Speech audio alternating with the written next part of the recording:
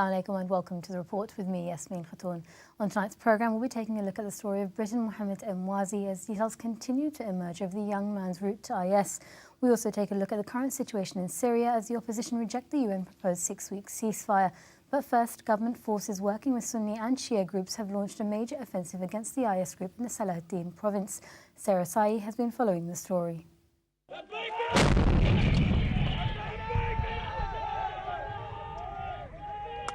Iraqi government forces, backed by allied Shia and Sunni fighters, cheer at the beginning of a large-scale military operation to recapture the province of Salahuddin from the Islamic State group. Over the weekend, as many as 30,000 soldiers intensified their build-up to Salahuddin's capital, Tikrit, approaching the town from 3 directions. Their aim is to free the captured towns and areas of the predominantly Sunni province, which is the hometown of the former dictator Saddam Hussein. The Iraqi Prime Minister, who is also the Commander-in-Chief of the Iraqi Armed Forces, is in Samarra, an important town in the Salahuddin province, to personally direct the operation. In a statement today, he said, "God willing, we will start an important military campaign to liberate the citizens of Salahuddin province, which includes Samarra, Duluya, Balad, Dujal, El Alam, Iddur, Tikrit, and other areas in the province from the Islamic State group." The bombardment had in fact started overnight, with heavy artillery, mortars, tanks and short-range missiles targeting the town of Dur and surrounding areas some 150 kilometres north of the Iraqi capital of Baghdad, leaving destruction across all neighbourhoods of the almost empty town. Regaining control of the Salahuddin province would be a boost to the government forces ahead of a larger planned battle for the recapture of the northern city of Mosul, currently under control of the Islamic State group. Joining me to discuss the topic, Dr Rebwar Fatah, Director of Middle East Consultancy Services, Paul Schulte, Honorary Professor at Birmingham University, and Ahmed Mahmoud from the Iraqi Spring Media Centre. Brother Ahmed, can I come to you first? Who exactly are these forces? Well, you just played a movie, and the first thing they shouted was Labbaik ya Hussein, which is clearly a sectarian slogan carried out by militias. These are actually militias. They are led by Qasim Soleimani and Hadi al-Amri. Both of them have been fighting the Iraqi army previously in the Iran-Iraq war on the Iranian side. This is not an operation against ISIS. I've just been calling a lot of Sunni tribal leaders who are based in Erbil and Amman, and some of them are even in Dor, which is just south of Tikrit. They're all looking at this as another city being destroyed under the name of combating ISIS.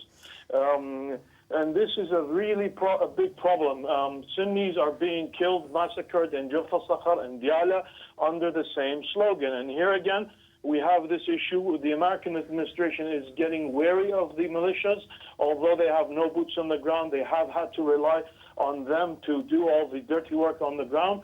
But as you know, Iran has its own interests in Iraq, and that is not necessarily anything positive that the Sunnis would look at. Okay, Ahmed, let me put that just to the men in the studio. Paul, Ahmed there saying that this is not a fight against IS. Well, people doing it would say that it was. I mean, the problem of sectarian politics is long-term, and it's certainly something to worry about. But I think the majority of those people involved in this fight that's rather importantly going on would say they're doing it to liberate that province and eventually Mosul from IS.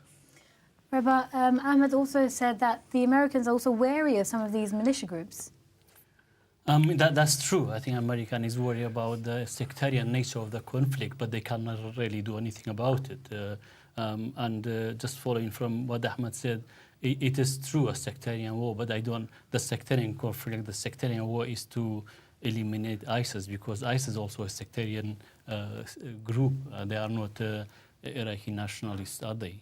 So what do you see as the expectations for this particular offensive? Well, Tikrit, of course, a very important place to be captured. It's a Sunni town, and it's controlled by Islamic State militia, if you like. But if Shia militia, so-called Sha'bi, if they can control it, it will be a big boost for Ibadi's, if you like, Shia government. But and maybe they move from there to other places. And there are Sunni militia fighting ISIL and local tribes who are largely Sunni. So it isn't that simple. I mean, nothing in Iraq is that simple. Iran's role. What exactly is Iran's role in this? It wants to push back the Islamic State. Ahmed? Yeah, the Sunnis that he's talking about are actually tribes. There are three. There's Sahwas, and these Sahwas are from the Jabur, Al-Jughaifa, and Al-Bunimar. And these three, the same tribes, you would see people from them who are actually in ISIS and actually in other resistance factions like the Military Council and the tribal fighters. So it's not as naive as, oh, the tribes are with us.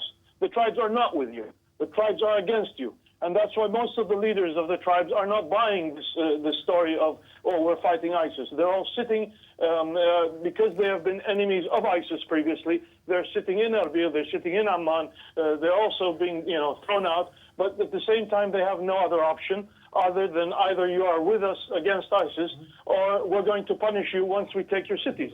There is clear evidence that there were mass killings in Jurf al-Sakhar, in Barwana, in Diyala, other parts of Diyala, and the Peshmerga were kind enough to document a lot of these atrocities, from looting to rape to killing. These militias are not following any doctrine other than hatred, and they've been supported quite well by Sistani, who is, by the way, an Iranian at the end of the day.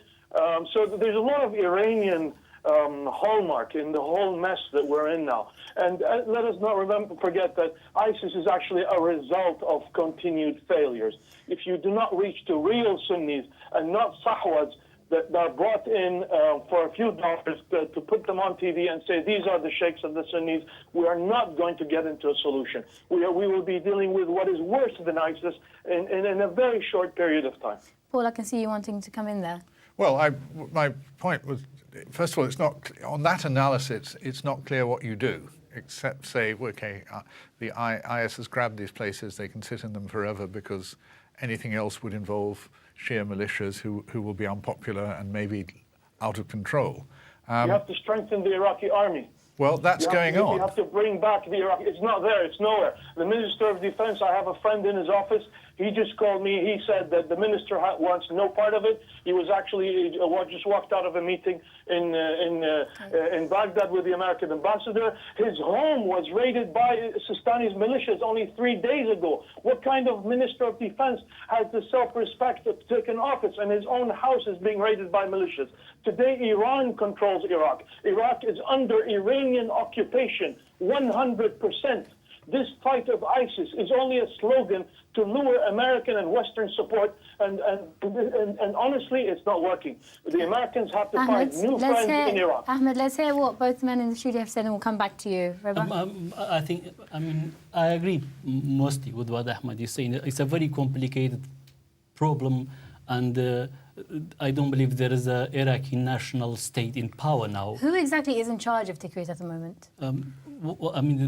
It's a contested area. It's a fact. It's a conflict between, if you like, predominated Shia Iraqi government and also ISIS, who are mainly Sunni fundamentalists. I mean, you cannot deny that. And what role would Saddam Hussein's sort of loyalist groups be playing in this?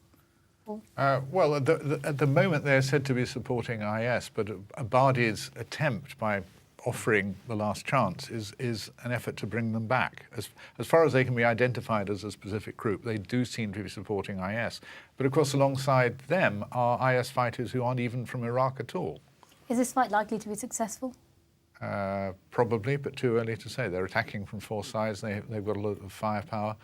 All Iraqi firepower, apparently, and the Americans have said they're not flying missions. I think militarily I think the problem is not a security problem.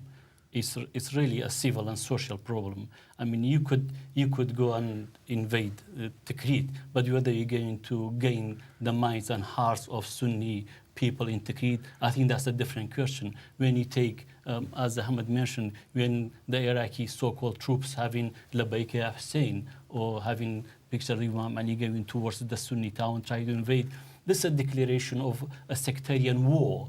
and people in that place would not be happy about that. The problem, I think we are approaching the wrong. I think we are just in the wrong place now, the wrong time, really. I mean, how are you going to bring the Sunni people? I don't mean militia. I mean Sunni people into the political process. I think that's probably the main question. Ahmed, what is the significance of this battle? Technically, I mean, I've been on the phone since morning. There's really not much that happened other than shelling.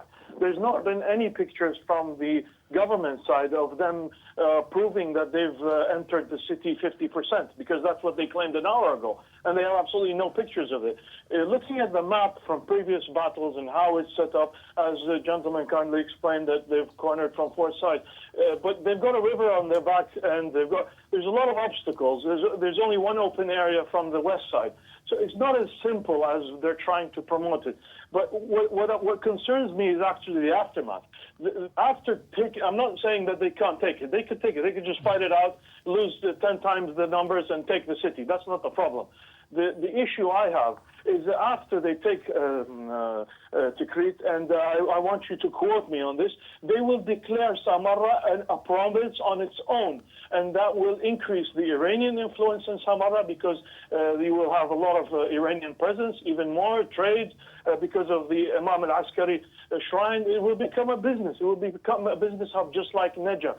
And Sunnis are not going to take this property. The reason Sunnis look defranchised is because they've been targeted for over 12 years as Ba'athis, as ISIS, as Al-Qaeda, as you name it. And tomorrow they're going to invent another name for them. But the real solution is to push Iran out, to strengthen the Abadi government, not just to have a government that just looks nice, to actually get Maliki into court, to make him pay for the 8 years of corruption and killings that he's responsible. This guy is running the show still today. Maliki is strong. He operates with impunity, and he has absolutely no responsibilities. He's actually more free-handed in hitting back at anyone who disagrees with him. Rebwar, you were nodding there. Do you agree? I mean, I agree with that. I said on this program, people like Malik should be behind bars, really, but he still managed to stay in power. Not just that, he keeps his security forces. That includes prison, that includes militias and so on. And this is really a major problem. How are we going to solve the problem of the Iraqi state? How are we going to build? I think the main question is how to going to build an Iraqi nationalist state, and I think the jury is out of that one. And I don't believe under the current conflict anything happens, because all the political forces now, they are there because they are managing a problem. They're managing a conflict, not to build in a state, not to build in a country. And I really don't have any faith in anybody's government either. I think he won't be better than, this government will not be better than Maliki's one. But I don't know how you're going to solve that. You have elections they're going to win, and because it's just majority, elections takes a majority. And Paul, before we move on, is this seen as a precursor to the battle in Mosul? If it goes well, yes. Some people have been talking about Mosul as early as April. Others, perhaps more realistic, and I think this is where the Americans are at now, are saying not until the autumn. But I think a couple of points that need to be made. Of course, this is not just a military thing. It's a political and military problem. But unless IS has stopped and being pushed back, I don't know how you begin to improve the other politics, which are all driven by the fear of IS. And it's true that maybe Maliki should be behind bars, and it's not clear how much influence he's still unofficially exercising. But in Iraq now, so many of the major political figures, and sometimes military and religious figures, should be behind bars if we were applying normal international standards of justice. But you decapitate the entire Iraqi political class if you did that. Okay, well, of course, we will be following developments with this story, but I'm afraid that's all we have time for on this particular topic. Do stay with us for the second part of the programme. We'll be taking a look at the rest of the day's top stories and what you've been saying on Twitter. See you after the break.